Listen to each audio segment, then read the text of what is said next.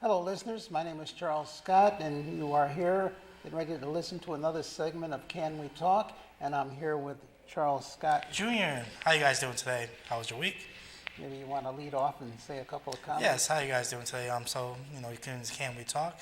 And we're here to help people, not just real estate, but the economy in general, how to navigate the changing waters as we see, because, we're in some changing times. This is unprecedented what we've seen in the market, not just real estate, but the economy in general, whether it's your local grocery, eggs going up 10% versus, housing going up 30%. But we're here to help you navigate and basically give you some tips to help you, see what you can do.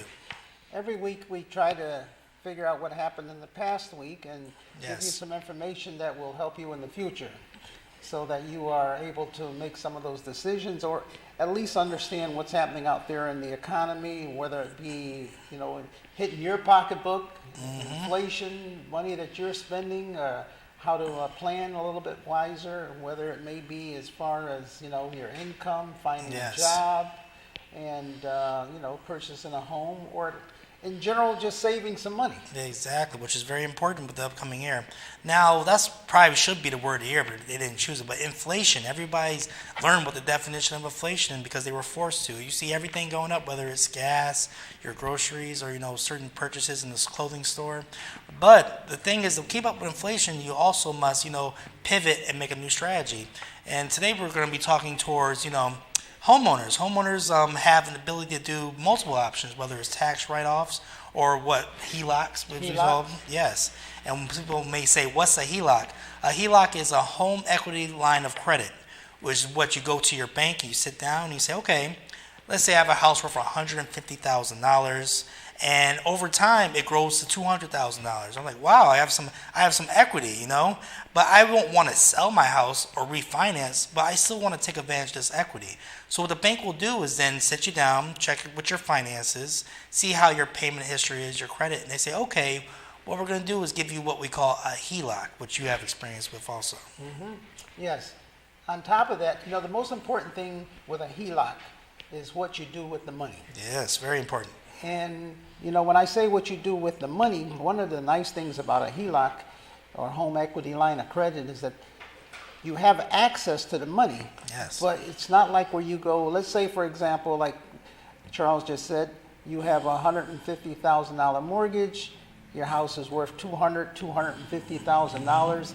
So suppose you get a line of credit for $25,000. And so now what they're saying to you is you have available for your use $25,000. We're going to give you a checking account.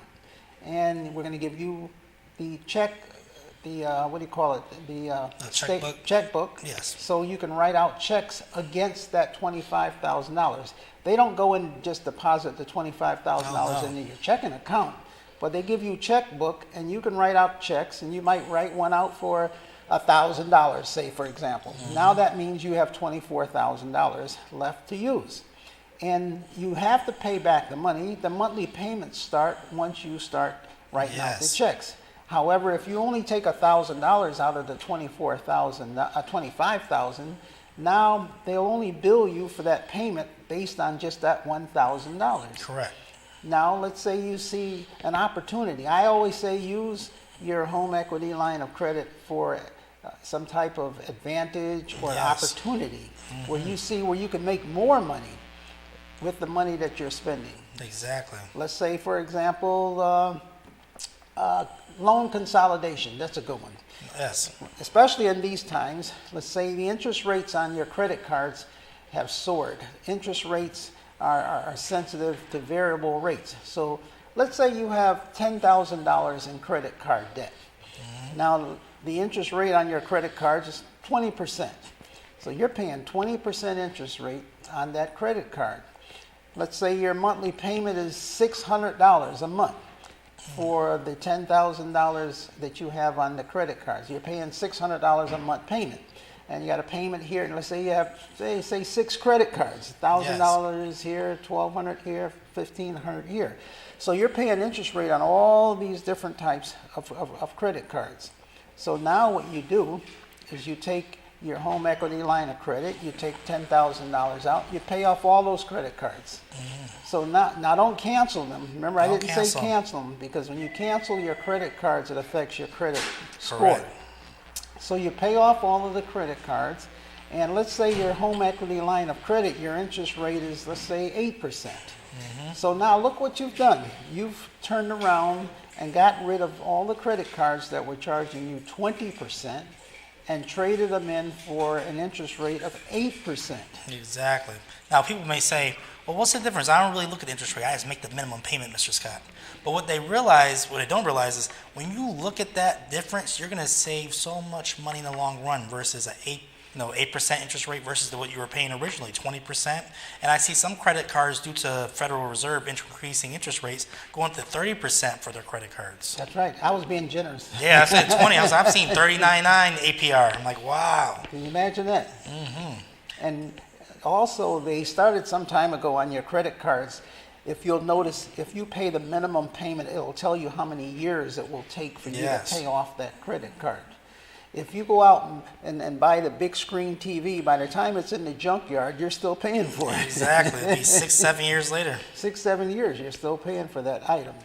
So we try to teach you ways of using the same amount of money that you have, but repositioning it so that you can come out ahead. Exactly. And banks do the same thing. Banks, if they have debt out there, they buy back their debt at a lower interest rate, and then they loan it back out at a higher interest rate. Exactly. They're constantly repositioning, stocks, bonds, banks, the Federal Reserve. All of these people Yes. are constantly repositioning their money, whereas they can get the biggest advantage. Correct. Now, also with the HELOC, some people may say, well, I don't have credit cards. Why should I still get a HELOC? I would say get one if you're a homeowner that has a lot of equity, just in case opportunity comes about. Like my father was saying, it's considered cash because you get a checkbook. You can write, let's say you want to put a down payment on a house, you can use your HELOC, because remember, you don't start paying on that money until you use it. So you can get it just to be ready for when opportunity knocks. Exactly. Now, you may, like you said, get the money or have access to the money in case of an opportunity, something pulls up, you want to see it, you want to buy it. Yes. Some people even use a HELOC to, let's say, for example, buy a car. If they're going to go out and pay a high interest rate, especially what's happened the last couple of years where the used cars were worth a whole lot of money. Yes. People bought a used car and then they sold the car and made money on the car. Very true. You've got to be a real shrewd investor and start looking at how you can make your money work for you. Very true. In these times, because changes are going to occur, interest rates are going to change, but there's ways that you have to look at it as to how it can be to your advantage. Yes. Now, what's the difference now, let's say, for example, between a HELOC and a refinance? Maybe you Yes. could talk a little bit about that. Definitely. So when people may say, well, refinancing, I heard that's bad and there's not something to do.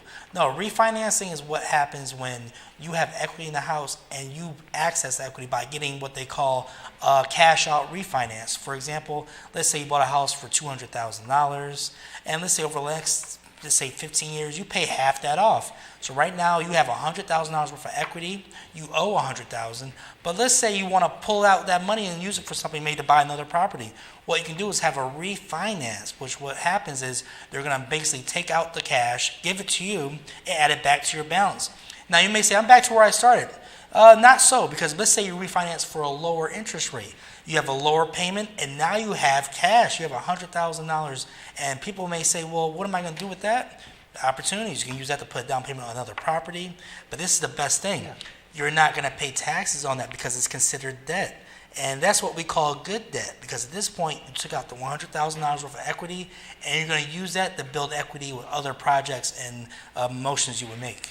Exactly. The other thing is this. When you take out a refinance, remember you're refinancing your house. In essence, what it's almost like it, in which it is, it's one loan paying off the other loan. Yes. It's usually not advisable to refinance to a higher interest rate. No. Unless you are going to invest that money in something that's going to pay you even more of Very true. interest. So in other words, when you're taking money out or when you're getting money, regardless of the interest rate, it's always what are you going to do with the money?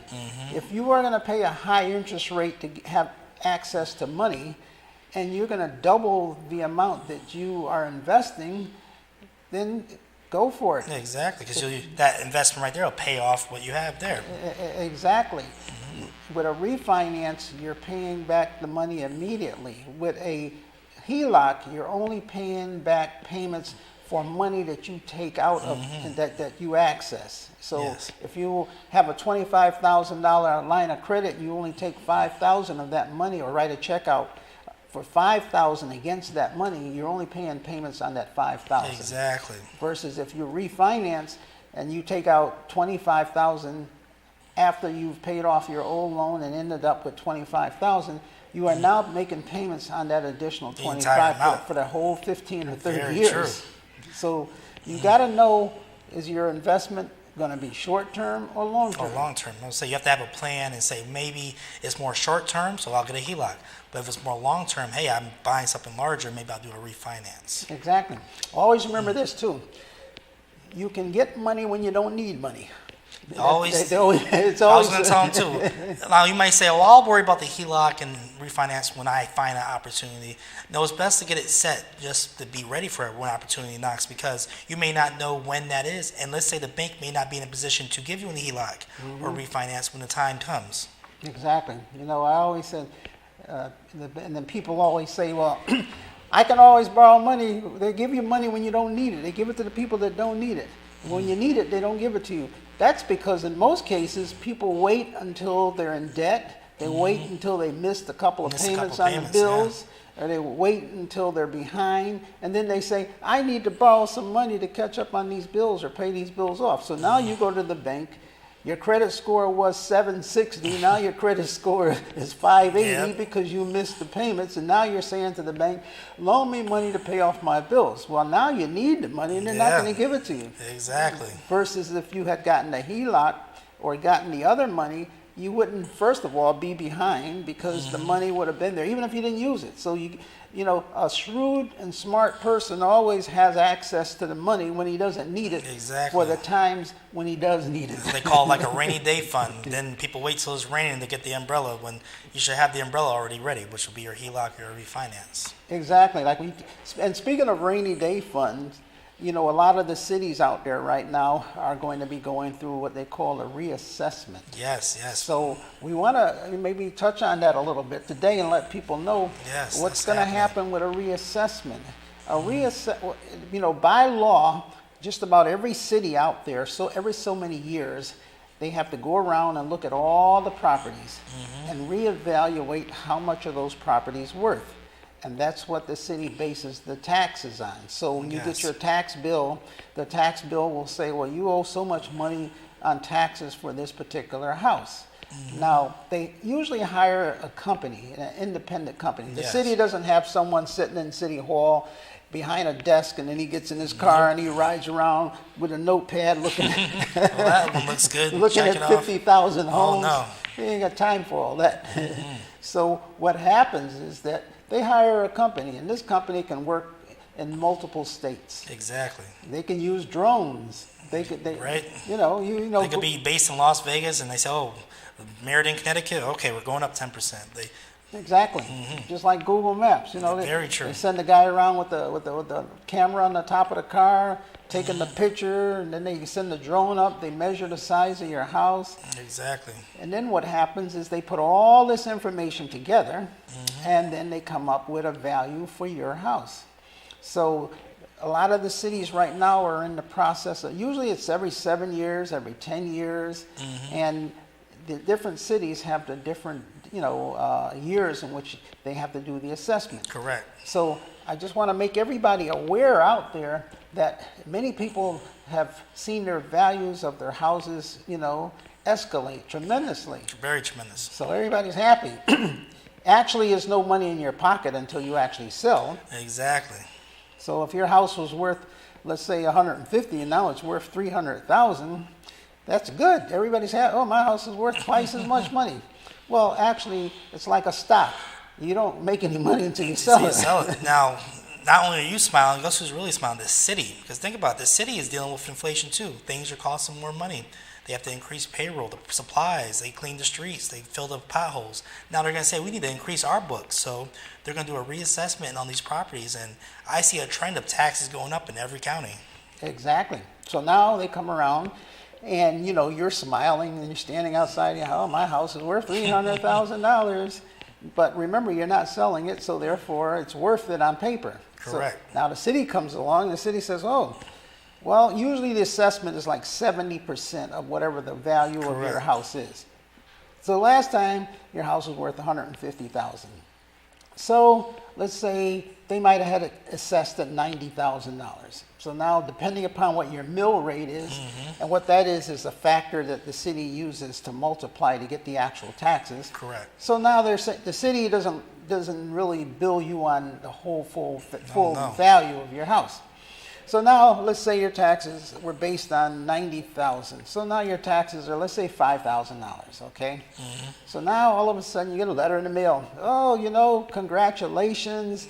We're so happy. Our city is on the map because the properties in our area have all increased. The property values are higher, and you're agreeing with them, and you're saying, oh, that's right. Everything is worth money. So is mine. And they say, based upon that information, your taxes, instead of $5,000, are now $8,000. Whoa, wait a minute. Whoa, $8,000. That's a big increase. Now you're saying, but, yeah, you were just now you're saying my house isn't worth nothing. My house isn't worth all that. Look at it. There's a crack over there. The foundation's falling apart. Now, when this happens, people may panic and say, wow, my tax bill went up a lot. But, how does that affect me? I didn't sell the house and everything like that. I'm seeing all these property values go up. People are selling. So the city needs to, increase their books. So you're going to see taxes going up, tremendously, if not some substantial, as they say. So now what happens is, because the taxes went up, you're saying, well, now what am I going to do? However, that's why we're here. Exactly. There are some options that you have. Number one, you can appeal the assessment. Correct. If you can give information to the city, or not to the city, first step is to the person or the company that went out and looked at the make property. sure you read that paper very closely. And when he said read closely, there's dates that you have to abide by. If you miss those dates, it's over with. It's like default. Oh, you agreed to us increasing that? All right, pay it. They're saying in that information is that you can appeal the amount of your new increase, and you have to call the company that went out and looked at it. And you have to set up an appointment with them, and you have to talk on the phone with them. Yes. And there used to be a situation where you'd go in their office, and you would, not in their office, but they would have, even in their office, but then it would be City Hall, but in person. You bring all your paperwork, and you show them, well, this house only sold for this house only sold for that. Well, since the COVID, they don't do that Everything's anymore. remote. Everything is remote. So you can call, set up an appointment with them, and they'll talk to you on the phone. And you're going to explain to them why you feel as though your house is not worth all of that money. Correct. And you can say, okay, I bought the house for X amount of dollars. They really, that does not cut it. They don't care what you paid for it. Yeah. You could have paid $1,000 for it, but that doesn't mean it's worth the present $1,000. value. They want to know, what are the houses selling for in your area? Why is your house different remember they did all of this by a computer. Yep. Now they're saying to you, why should we make your house worth less money than the other house? And that's where you have to prove your case, basically. Exactly. Maybe they didn't see the inside. Maybe the other house that they used had a nice granite countertop, stainless steel appliance. Great. A lot of people have been flipping houses. That means they go in, they put granite countertops, stainless steel appliances, all new cabinets, hardwood floors, everything. So the house next door to yours sold for $300,000. So they're saying, your house from the outside looks the same square footage. Yours must be worth $300,000. Say, whoa! You got to check the inside. I have wallpaper. I have carpet. That's from the 80s. I've been here for 15, 20 years. Yeah. I don't have all of those things. My house is not worth it. My house will never sell as much as the one did next door. Exactly. So you were happy before when they told you it was worth 300. Now you're trying to figure out, well, they didn't really see. Yes, it is. Now, we're telling you this because some people are going to be really affected by this. Because imagine, let's say you're retired, you're on a fixed income, you pay your tax bill in some states, some counties, it's every July 1st, every January 1st. You know that exact amount. You have the check already written every year. But then you're going to see, wow, it's going up 30%. I don't have that in my budget. I have to factor that in. I might have to be unretired, go back to work. Just to pay the taxes. Just to pay the taxes on a house I spent 30 years paying for. So we're telling you this because there are options. You want to petition that and tell them, hey, my house is different. It may be a little dated. I shouldn't be paying this much tax. Exactly. So you get an opportunity to sit down, or not sit down, but first you send in all the information, and then then they can make corrections. Correct. And if they make the corrections, then they send that to the city. Now that's still not the end, because you can then, if they do not agree with you, you can then go to the city again, Yes. and you can appeal it. And usually it's like about 3-4 months later, you can appeal it within the city. So there are avenues, but the most important thing to remember is that they have dates. If you Yes. miss those dates and you Don't do miss not- those dates. It's like going to court. If someone sues you for money and you show up at court and you convince the judge that you should not be sued, or maybe for not as much, you got a fighting chance. If you don't Exactly. show up If at you don't court show up. at all, judge has no recourse, It's but like you admit guilt or by default. you lost. You lost. Next thing you know, you got to pay the bill. So we're telling the people out there this so that you can get prepared for it, so you can Yes. plan for it, so that if your property gets reassessed, you can appeal it. Now remember, the city not only assesses real estate. They assess if you have a business. Oh, yes. They assess the machinery in your business. If you have an office, they Yes. assess the office equipment that you have. If you have a car, they Oh, yeah, assess car the taxes car. on the way up, too. So what we're telling you is not only information pertaining to a homeowner. Remember in this show we give the average Joe information Oh, too. yeah, most You might have definitely. items out there that you feel as though maybe the car that they're assessing it for $10,000 and the motor conked out last year and it's sitting over in the side of your yard and you don't even, and it's not even you They're can't- trying to charge you tax on and they're that. charging you tax on a same car that the neighbor got that's all fixed up. So you have a chance to do some of these different things, but like again, if you don't show up, you automatically lose. Exactly. So you having a chance to appeal. Very true. Now, even though we told you that the taxes can go up, there's still one I was going to say caveat: the other side of it. the mill rate. Remember, the city only needs a certain amount of money for its budget. Correct. So usually 6 months later, after the assessment, the city sets a budget.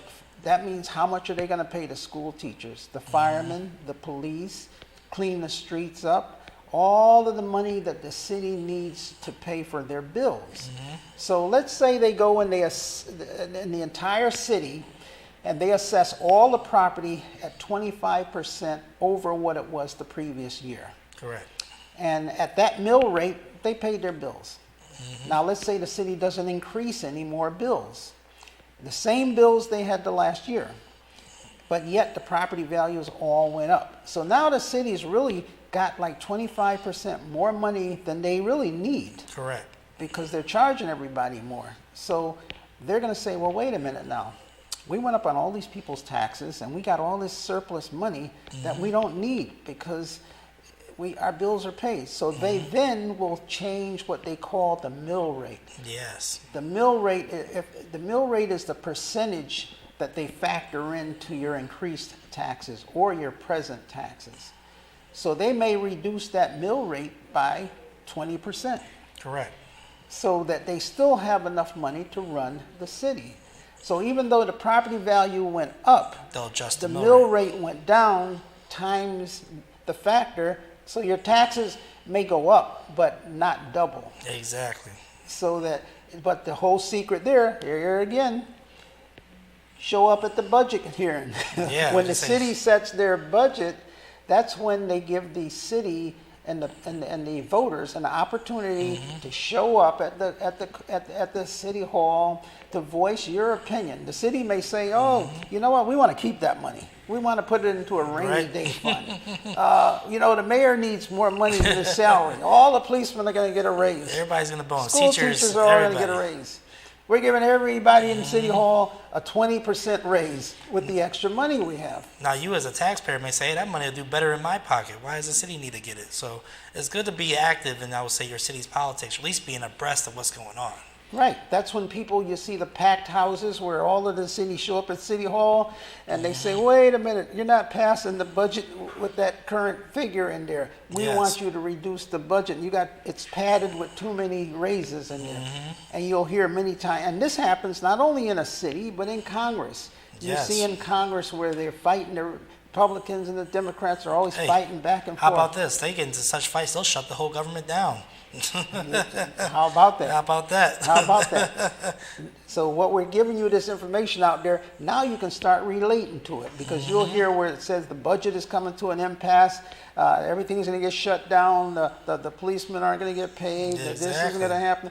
That's because they're fighting as to how much money is there. And some people are saying, "Oh, there's too much fat in there. You got to cut out this. You got to cut down these Trim expenses." it down, give it to the people. Exactly. So you as a citizen can show up at the budget hearing and say, "Wait a minute, maybe the city wants to build a brand new school that's going to cost $80 million. And they're going to say, "Well, wait a minute, our taxes are all going to soar." You may say, I'm not even in that school district. It doesn't affect my kids. Let's not do that. So you have an opportunity to say something. So Make now sure if your they voice cut is heard. if they cut everything back down to the way it was, now even though the property value went up, even though the mill rate went down, you're still paying just about the same taxes that you. Exactly. So today we gave you a lesson in how the economics work with a city as far as the taxes, the mill rate, and this is something coming to you. Every city out there, they're coming to you with an assessment of your property. Very So true. when you sit down and you get that letter and you open that letter and you see how your property is increasing, you get happy, and then you see the taxes, you get sad. You can do something about it. And we want to tell people, those who are not yet homeowners yet, remember when you're searching for a house, look at the taxes. I see a lot of people look for houses, the taxes is the last thing they look at. Get familiar with your local taxes in your city or the city you want to move to, so you can say, maybe that's not a city for me. They have a lot higher taxes. But we're going to cover more of this. We're making this in a series. Yeah, we're going to make this into Yes. a series. So, again, like I said, what we talked about today can pertain to a house, a car, furniture, office Yes. furniture, whatever it may be. But as you can see, we're giving you information that can assist you and pass it on to other people when they get those letters out there in the mail. If you're retired, we got to get into another session, because if you're retired, you get an exemption. When you Yes. go to City Hall and get and pay less taxes. We need to talk about that Yeah, on one we'll of talk these about it sessions. next, So definitely. I'll let you close it out today. All right, yes. Thank you for watching. Make sure you watch every week, and we'll go from there. And we're here to help the people and go forward. Until next week, God bless. Amen.